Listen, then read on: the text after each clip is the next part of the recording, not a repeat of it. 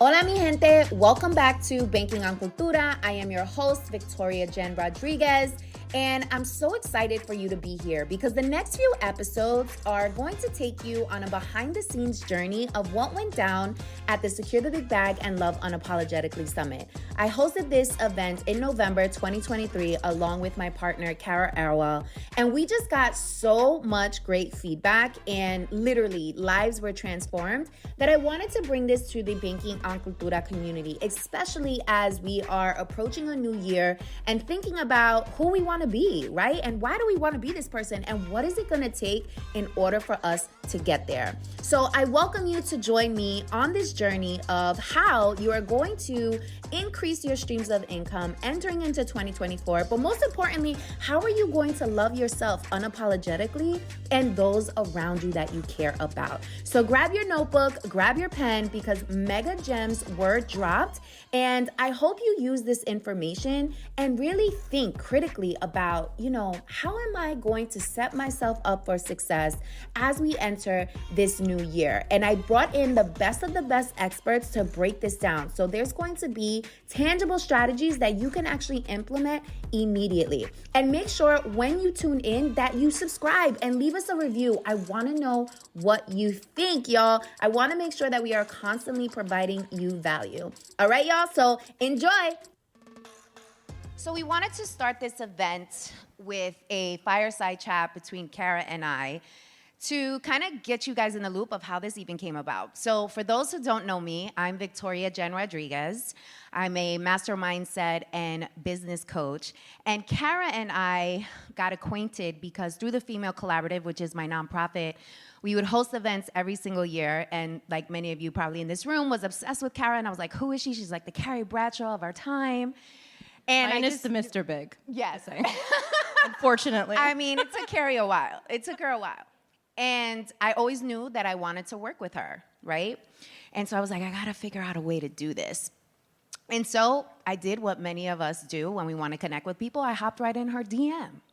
And I said, hey, I'm hosting this event. Are you interested in speaking? Now, this is a good takeaway for folks because sometimes people are intimidated to reach out because they're like, oh, they have so many followers, or they're never going to respond to me, or they don't check their DMs. Listen, people are in the DMs, okay? That's where the business goes down. So reach out if there's someone you've been wanting to work with. So I reached out, and she was like, literally within seconds, was like, absolutely, I'm in.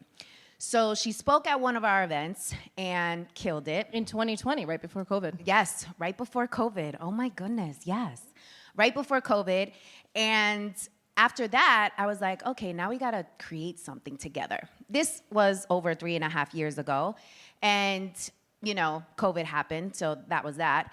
And then last year, I hosted an event called Gender Wars, which you guys are gonna get the part 2 of today. And Gender Wars was all about basically, the tension that exists between high-performing men and women. And I reached out to Cara because Cara is in a transition. Go ahead. Well, you actually posted about it, and I pitched you. Oh, I said, you were like, you should come to this. I said, no, I want to speak at this. Oh, okay. I didn't remember that detail, but all right. So look at God. So that's how she came to speak at that event. It was amazing. We got incredible feedback. So one day, Cara and I decided to link up after that event to just get to know each other better, right? And chit-chat some more. So, like many great ideas, this idea of the summit was born in a wine bar as we were talking about, the Gender Wars event. And I was like, you know what, Cara, I want to host another yearly event, and you should do it with me. And at first, Cara was very hesitant because Cara doesn't do events. She's the talent, right? That's what we call it. She's the talent. She doesn't organize events. I'm not detail-oriented, you guys. This is very out of my comfort zone. So after a couple of glasses of wine, got me drunk. And I finally convinced her. But I convinced her because both of us are in this state of transformation in our lives, in our careers. I'm very much moving into a space of really helping women start and scale up businesses. Cara is transitioning to a space of really doubling down on relationships. And so the idea came about to host the Secure the Big Bag and Love Unapologetically because there's no other event like this that exists. Usually you will find people are either talking about money and business, and that's it, or they're talking about love. There's never a hybrid. And so Cara and I believe that we now, more so than ever, need more love in our lives. Can I get an amen? And we also need to secure the big bag. Can I get another amen? And so we felt that by keeping the two separate, we are really not highlighting the significance of living a truly fulfilled life when you're able to create that hybrid. Because either one has us in a chokehold. We're either worried about love in our relationships or you're worried about money. And they impact each other. Like if you're stressing out over a relationship and you're trying to like understand, read text messages from some guy all day, you're taking time away from your business. If you're in an unhealthy, unfulfilling marriage, let's say, that's draining your energy, right? So like everything impacts each other. Totally. And so we wanted to be innovative and be the first to create this hybrid. And shout out to everybody in the room who believed in the mission and the vision and who gets it, right? Who understand that there is power in creating that hybrid. For sure. So I feel like a lot of you guys have probably heard some of like my business mistakes or failures, if you will. I don't believe in failures. I actually believe everything's an experience. And I've talked extensively about that. I don't want to talk about that today. I want to talk about the changes in my personal life. So I was married for 10 years. And my husband was like a huge part of my business, just like, you know, we had like a great friendship, a great partnership, but the relationship aspect of it wasn't really what I wanted it to be. So I got a divorce in January of 2020. A lot of things happened that year. It was the year that I was turning 40, and I just knew that I wanted more. And I was looking at the way that I handled my business and my life, and I never settled in any way, shape, or form when it came to business. And I was like, why am I settling in my marriage? And it was tough for me because there was no like problems, like there was no drama, we didn't fight, we were like best friends, but it just wasn't enough. And somebody said to me, wanting to leave is enough. You don't need a whole reason, you don't need to, you know, be apologetic about it or feel bad or feel guilt, and I think women struggle with that. So I did, I got a divorce and it was an amicable split, and then I found myself as this like newly single, successful 40-year-old woman. And it was a very different woman than when I was 29, right? And like just starting out my business and learning things and, you know, not like where I am today. And I noticed that my relationship started to look very different. And I was like, if I feel this way and I'm struggling to meet people who are on my level and giving me what I want at this new standard that I was living, there's got to be other women out there that also feel the same way. So I kind of just like went on this like path, like I just started to talk about it. I have a podcast, it's called Style Your Mind. If you guys don't know about it, subscribe, please and thank you, leave a review. No, but I started to just like have like honest conversations about what I was going through, and I was getting this overwhelming response from women who were like, thank you for like talking about this, because I think a lot of people are afraid to talk about relationships that failed or just struggles in general with like dating and love. So I became obsessed with the topic. So this moment in my life that was like really sad and like transformative turned out to be like one of the best things that ever happened to me. And it put me on this new path and I feel super fulfilled. And now I get to talk to a whole new group of women about a whole new topic. So I think that some of those moments can really change us for the better. Yes, and your blog is also a vibe. Thank you. Like I said, Carrie Bradshaw of our time. Like, I love it. So my story, obviously I have all the crazy boy stories as well, but I want to focus on the transformation in my professional life. So I'm a corporate hustler turned serial entrepreneur. I was in corporate for about 15 years, worked on Wall Street, consumer product goods. I even worked on legislation in Washington and Albany. And my last corporate job, I was heading up talent management for Johnson & Johnson. And they came to me and asked if I wanted to relocate to Tampa. Now, I know some of you are meeting me for the first time, but I'm definitely more a Miami girl. No shade to Tampa. So I gracefully bowed out, took my severance package, and went on the hunt for a new gig because corporate and I got along very well. You know, I was traveling on their dime, staying at five-star hotels, and it was a vibe, right? I had no beef with corporate. So I was going on interviews, making it to final rounds. Some of you might be in this process now. And I wasn't able to close. And I'm like, what is happening right now? And so I took it as a sign. I took it as a sign from God to bet on myself and see how far I would go. And that was 7 years ago. And since then, I've launched multiple different businesses, tried to find my way. The first one in my family to start a business, so had no mentors or anybody that I could really go to show me the ropes. So a lot of it when I first started was trial and error, right? And here was a time where technically I wasn't laid off, but yeah, I was, because I no longer had a job anymore, right? And I needed to figure out how I was going to reinvent myself. And one of the major themes of today is reinvention. We want you here to have an open mind, an open heart, right? So you can truly receive all of the gems that are going to be dropped on this stage, given all of our amazing experts. It's the signs, right? The fact that you're here is a sign. The fact that you chose to invest in yourself is a sign. So, got laid off, started my first business. 7 years later, here I am hosting this amazing event with these beautiful folks in the room. And later on today, you'll hear more of the behind the scenes of who I am and why I am. But I wanted to make sure that you guys knew how significant this time is and how mindful you have to be even if your mind is full. That's from one of my favorite poets, De La Vega, right? Be mindful even if your mind is full, because a lot of us are being stretched in so many different directions right now, so many pressures, right? And we're also in our own minds, right? We're also in our own minds, which brings me to the press calling me the imposter syndrome killer, right? So I mentioned to you guys that I'm a master mindset and business coach. So a lot of the work that I do now, after 15 years in corporate, 7 years in the entrepreneurship trenches, right?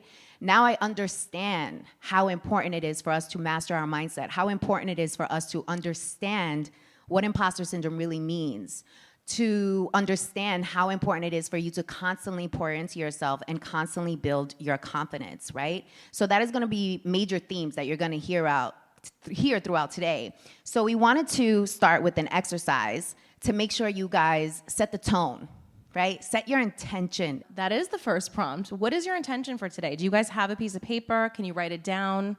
What do you really want to walk away from this experience with? Do you want to share yours? Sure. So this is on the spot. I didn't think about that. But, since we started curating this experience, my intention has always been to provide the tools and resources that everyone in this room needs in order to thrive, but most importantly, to be happy, right? We always think so much about our professional accolades and about what we've accomplished and what we can check off our to-do list and what degrees did we get and the new raise that we got, the new acquisition, whatever it is.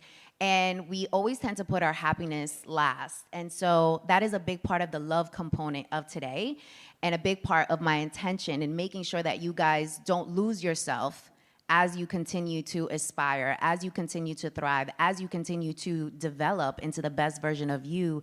Make sure that you're taking you along that journey, right? So that's my intention. What about yours? I didn't think about it either. I think for me, I really want to enjoy being out of my comfort zone. And I think that's a huge lesson in business, like trying new things, even though I resisted coordinating and hosting an event like this. Like Victoria said, I'm usually a speaker.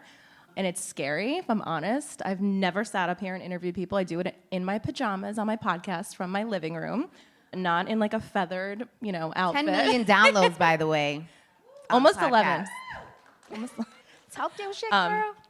No, but I really just want to enjoy like being out of my comfort zone and like learn. I just want to learn. I think as a teacher and a coach, I'm always helping others, which is my passion and my heart, but like really just take the time and like absorb all the knowledge coming from our incredible speakers today and you guys, the audience. Yes. So everybody got their intentions? Wrote it down?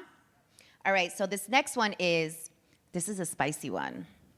This is actually something that came up. So I turned 40 this year, and I went to Costa Rica for a retreat. I went to 2 retreats while I was out there because I wanted to reconnect with my soul. Like I wanted to find myself again. I wanted to figure out, what do I want this next decade to be about? And also, like, who am I in this new era, right? And who do I want to be? And what do I need to let go of? How do I want to show up? And so one of the journal prompts that came up during that retreat was, what do you find yourself quieting so the world is not offended?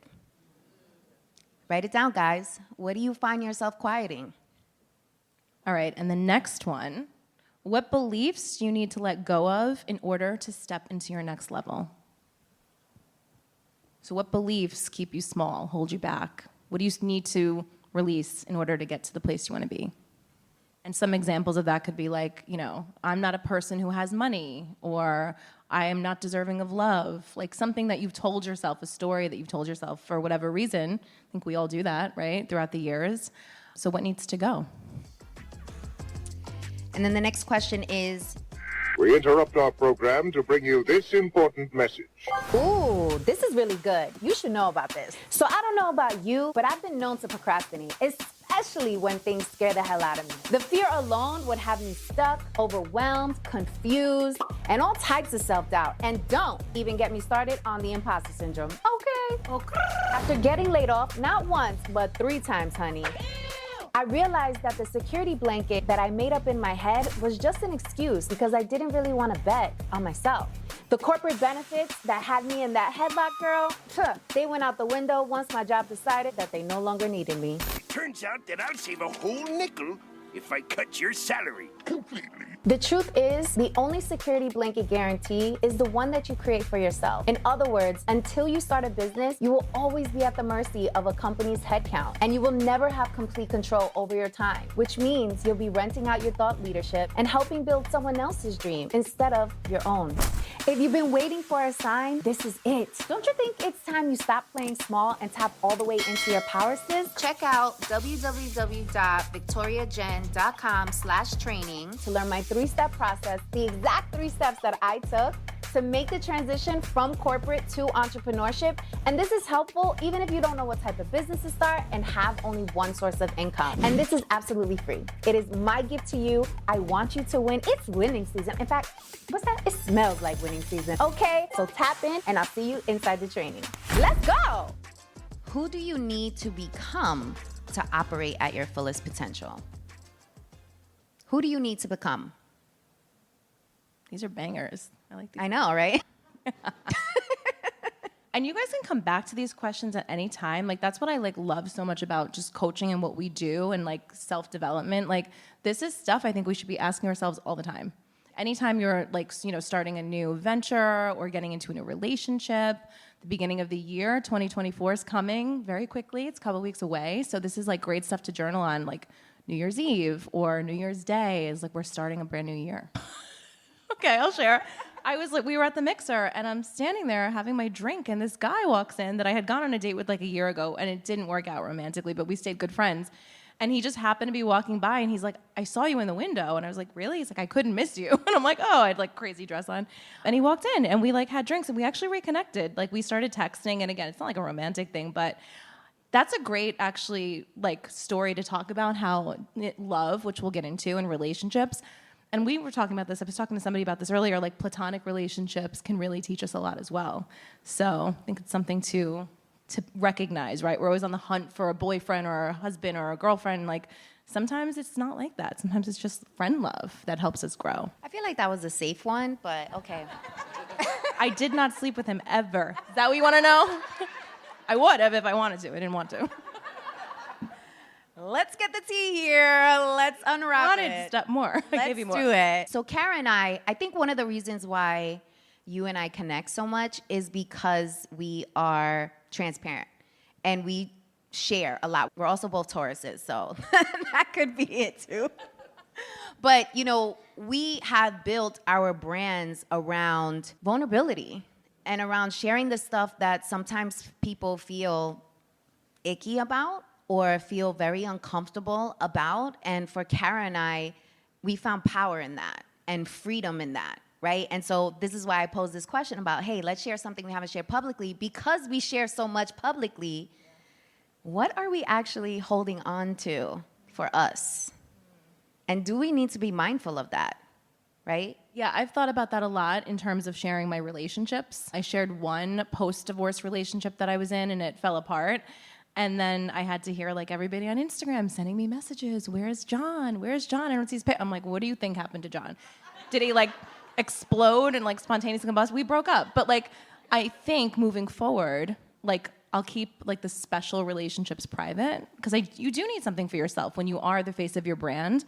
I think you do need to be mindful of that. So in popular news, Lori Harvey, right, is an example of always has her relationships out there on Front Street, and it gets people in a ruckus, right? And all these judgments, and you have all these people saying, oh, but it's her, she's the problem, or oh, she's not doing this. It can be the same when you try something new in your business, right? It can be like really scary to actually like let the world know, like, hey, I have this new product, I have this new service, because if it doesn't work out, then you're gonna have people with the judgment, right? And saying like, oh, well, why didn't it work out? Oh, she must have not been good enough, or oh, he must have not made that much money, he's lying, or whatever it is. And it kind of, deters us from really sharing with the world what it is that we're working on. And then we get in our heads and we just don't do it at all. And we're like, oh, forget it. Like, I'm not even gonna start that new business, or I'm not gonna even launch that new product because it might fail, and I don't want the shenanigans, right? I don't want to be judged. I don't want people to look at me as a failure. So can we talk about, we wanted to make sure this conversation spoke about fuck-ups, right? And things that really didn't work out for us, and how we were able to use that to our advantage. So do you want to kick that off for us? Yeah, I mean, I'll tell the story that I say this a lot, but for those of you that don't know me, so I'm an author. I'm working on my 10th book right now, which actually is about relationships. We're going to get that out of the way, and then I'm going to keep the rest of them private. No, but my first book, I started writing it in 2008 when I launched my blog. And I told everybody that I was writing a book. Like, not that I had a ton of followers, but like everybody in my life knew I was pitching this book. I had an agent. Like, I thought I was going to get a book deal.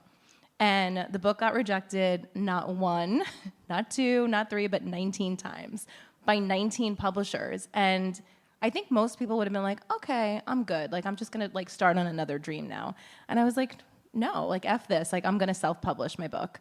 And I did. And I self-published all of my books and then wound up getting a book deal years later. But I really had to tell people what I was doing. And at the time, self-publishing now is a great option for people. And I think with personal branding and social media, back then Instagram didn't even exist. So if you self-published when I did it, you were looked upon as a failure. You weren't good enough to get a book deal. You had to do it on your own and, carry your books around to events. And I did. I used to roll my little granny cart in Brooklyn to the bookstore and sign my books. But now, all these years later, I've actually capitalized on that. And not only did I get a book deal, a double book deal, six-figure double book deal, I went back to self-publishing and I launched a course on how to self-publish that regularly brings in multiple six figures a year in my business. So you can take anything that screwed you over or that you, quote, failed at, monetize the hell out of it, and help people in the process. Yeah, and I think one of the reasons why that has been so successful for you is because you shared that. And you've let people know, I'm human just like you, right? A lot of us tend to think that we need to pretend to be somewhere that we're not in order to be successful, or in order to fit in that room, or in order to get a seat at that table, right? When in actuality, the more vulnerable you are and the more open you are to actually sharing real stuff that happens to real people, the more people will want to gravitate towards you, right? And want to invest in you and want to be just a part of your world. And trust you. Right? I don't trust people that act like their life is perfect. I just can't relate. I want to know what happened, what went wrong. And I don't think you have to tell people. I think this is the question that I get. I know you probably get it too. You don't have to tell people while it's falling apart, right? They say teach from the scar, not the wound. So process it. Take the time to process whatever you're going through and then find a way to tell that story. I like that saying. Process from the scar, not the wound. I like that. Yes, I like that. So my quote-unquote failure story. And when Cara and I were preparing for this conversation, we were we have to share failures. And both of us were failures? We didn't have no failures, because we don't view it that way, right? It's a mindset shift that took time for us to get here. But failure is really just, again, another opportunity for you to reinvent yourself, right? For you to make something out of nothing, right? And so I told you guys I was technically laid off. And prior to that, I was laid off too. I was laid off 3 times during my corporate career, right? And that last time I was laid off, I let everybody and their mama know, hey, I'm looking for a new gig. Hook a sister up if you know anything, So everybody knew that I was on the job market. And so I would constantly get the questions, oh, did you find something yet? Did you find something yet? And I had to be no, I haven't found anything yet. I haven't been able to close, right? Again, a reminder in my head, why am I not closing? What the hell? And so at the last straw, when I decided, you know what? I took the sign from God. I'm going to bet on myself. I was invited to a very bougie invite-only dinner. And at that dinner, I actually saw one of the people that I interviewed with. His name is Sal Mendoza. He heads up diversity at NBC. And I see him at this dinner, and I'm like, okay, this is awkward because I didn't get the job, right? And I was like, okay. And then my mentor that was there was like, you should ask him why you didn't get the job. And I was like, you know what? That's a good idea. I should go ask him. And at that time, I had already publicly announced that I started my business, and this was going to be my new venture. This is what I'm going to do, right? So I walked over to him, and I was like, hey, I just want to get some feedback from you. Like, why didn't I get the gig? And he said to me, you know what, Victoria, Jen, it doesn't even matter. We felt it wasn't a cultural fit. That's really what it ultimately came down to. But I know you started your business, so let's talk about how I can get NBC involved in that. And they have been a client of mine for the last 7 years. Again, layoff, didn't get the job, right? So this is another example of why it's important to also not burn bridges, right? And also the saying, rejection is redirection. Mi gente, did you hear? Banking on Cultura is also on YouTube. So if you're into the visual thing, if you want to see our reactions and get into these fits, honey, make sure to look up Banking on Cultura over on YouTube. Thanks for listening to today's episode. Don't forget to make sure and leave a review. This is super important because this is how we're measured on the different audio platforms. So if you want to hear more of Banking on Cultura, if you were vibing, if you had takeaways, if you just enjoyed this episode, please make sure to leave a review. I appreciate you so much. Until next time.